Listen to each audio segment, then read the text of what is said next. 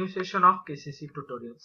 तो बच्चों आज हम 8th साइंस का 12th lesson and introduction to acid and base का थर्ड पार्ट सीखेंगे, जो कि स्टार्ट होता है हमारा बेस और अल्कली के साथ। सेकेंड पार्ट में हमने सब एसिड के बारे में सीखा था, आज हम बेस के बारे में सीखेंगे। तो वीडियो स्टार्ट करने से पहले आपको एक रिक्वेस्ट है, अगर आपको हमारे वीडियोस अच्छे लग रहे हो, इनका आपको कुछ फायदा हो रहा हो, तो ज्यादा से ज्यादा लाइक, शेयर एंड कमेंट करते जाइए। और अगर आपने अब तक हमारे चैनल को सब्सक्राइब नहीं किया होगा तो प्लीज सब्सक्राइब भी कर दीजिए। So let's start. Alkali is a substance whose water solution gives hydroxide that is OH minus ion। यानी कि जब हम अल्कलीज को पानी के साथ मिला देते हैं तो उसमें से OH माइनस आयंस हमें मिलते हैं। OH माइनस यानी कि OH नेगेटिव आयन, पॉजिटिव वाले एनायंस होते हैं और नेगेटिव वाले कैटायंस। तो NaOH that is sodium hydroxide, AQ यानी कि एक्वियस यानी कि पानी के साथ अगर हमने सोडियम हाइड्रोक्साइड को मिला दिया तो सोडियम के पॉजिटिव आयंस बनेंगे और हाइड्रोक्साइड के नेगेटिव आयंस बनेंगे। नीचे आपको कुछ एग्जांपल्स दिए हैं, जैसे कि sodium hydroxide, potassium hydroxide, calcium hydroxide, magnesium hydroxide, ammonium hydroxide. ये सारे क्या है? अल्कलीज है। अब बेस नहीं तो अल्कली, इसमें देख लो हर एक के नाम के साथ हाइड्रोक्साइड है, यानी कि इसका मेन कंस्टिट्यूएंट, बेस का मेन कंस्टिट्यूएंट क्या होगा? OH minus. एसिड का क्या था? H प्लस, हाइड्रोजन था, तो बेस का क्या है? OH minus. आगे देख लो, कुछ हमें फॉर्मूलाज दिए हैं अल्कलीज और देयर यूजेस के साथ।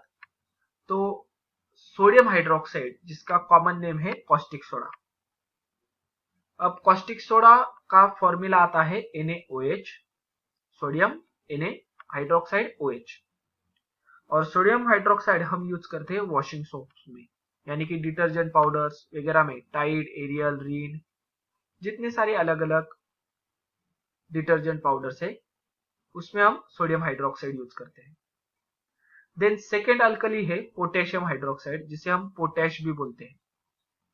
तो पोटेशियम का K और हाइड्रोक्साइड का OH, तो फॉर्मूला हो गया KOH, जो यूज होता है सोप एंड शैम्पूज में।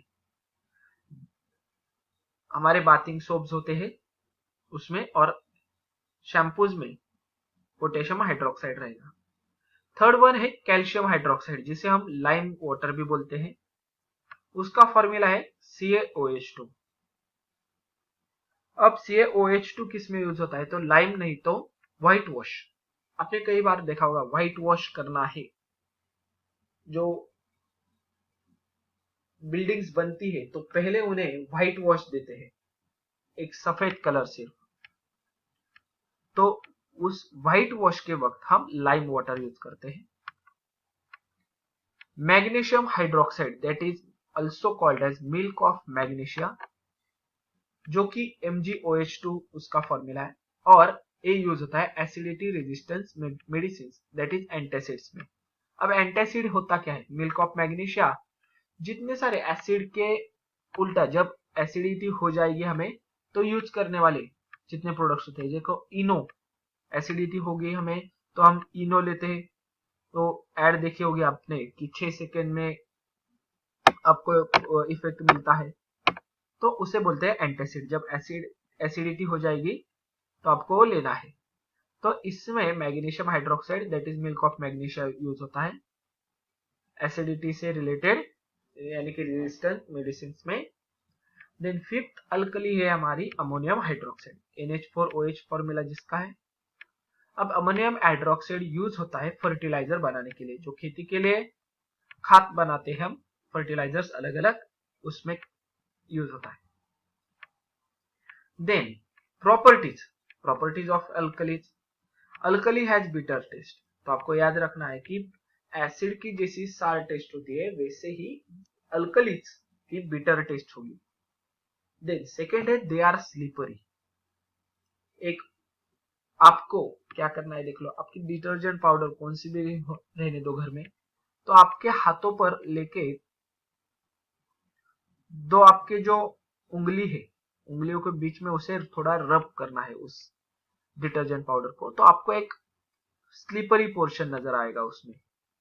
तो क्या क्यों है? तो अल्कली है। अल्कली कैसी होती है? Slippery.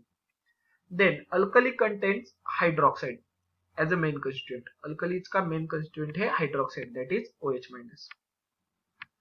Metal oxides are generally alkaline in nature. और मेटल के जो ऑक्साइड्स होते हैं, यानी कि मेटल ले लो जैसे कि copper oxide, zinc oxide, iron का ऑक्साइड लोगे तो आयरन ऑक्साइड, तो ये क्या होते हैं? अल्कलाइन इन नेचर होते हैं। तो metal oxide are generally alkaline in nature, आपको एमसीक्यू में आ सकता है, फिल इन द ब्लैंक्स के लिए आ सकता है, तो ये इंपॉर्टेंट सेंटेंस है।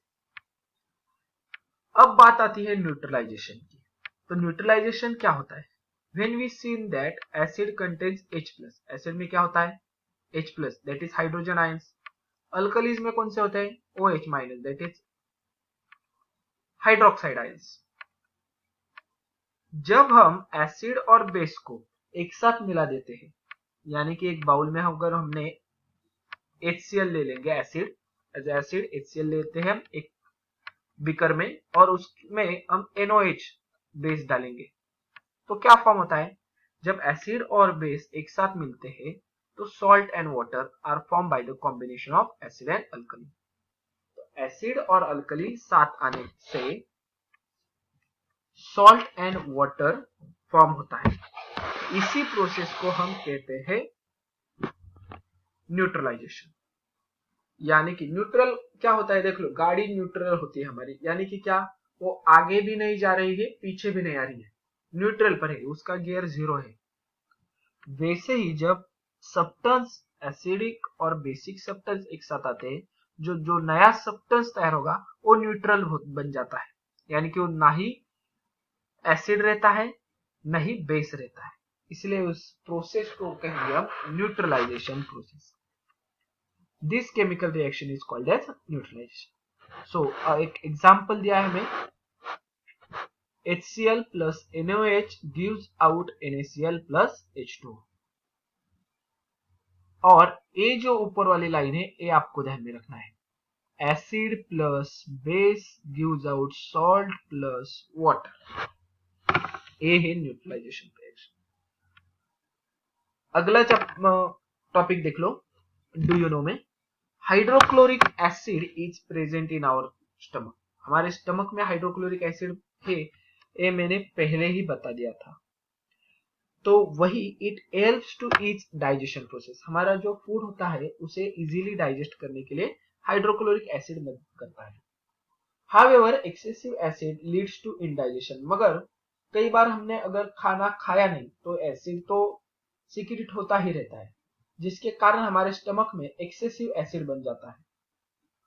Antacid are used to control this hyper acidity, जिसके कारण हमें हाइपर यानी कि ज्यादा मात्रा में एसिडिटी हो चुकी है, तो उस एसिडिटी होने के बाद हम एंटासिड, एंटी यानी कि रेजिस्टेंस, उसके उल्टा और एसिड के उल्टा ऐसा पदार्थ हमें लेना पड़ता है। तो एंटासिड में क्या होता है? जैसे कि इनो मान लो, this medicine contains milk of magnesia.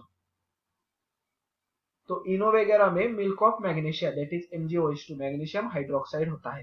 ये हमने यहां पर देख लो, यहां पर भी देखा था, magnesium hydroxide used in antacid.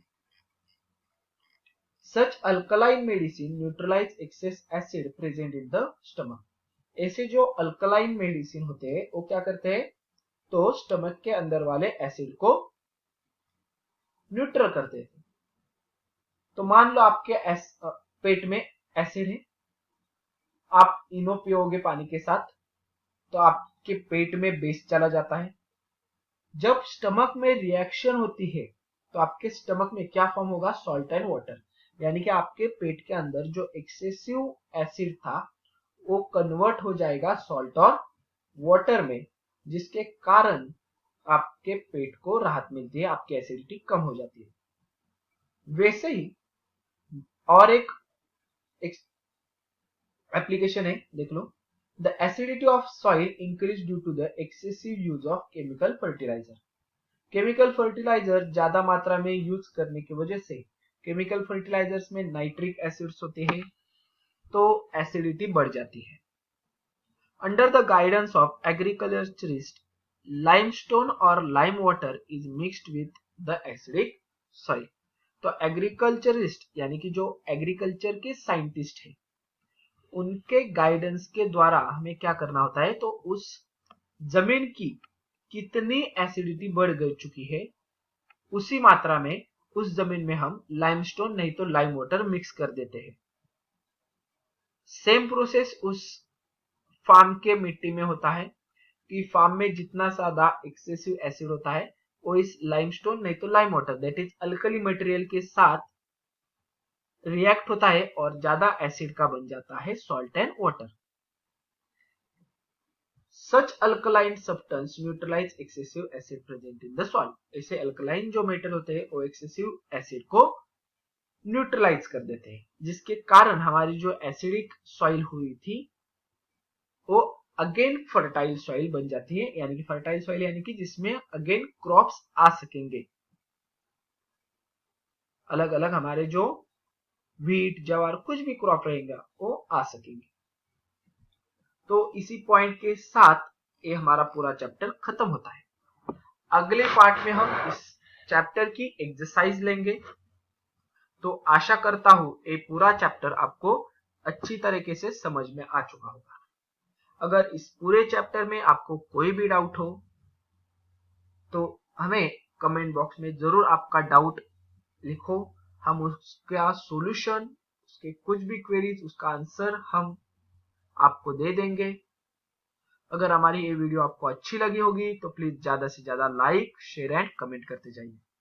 और अगर आपने अब तक हमारे चैनल को सब्सक्राइब नहीं किया होगा तो प्लीज सब्सक्राइब भी कर दीजिए।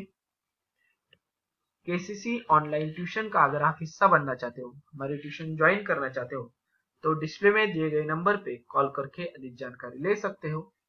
Thank you for watching. Good bye.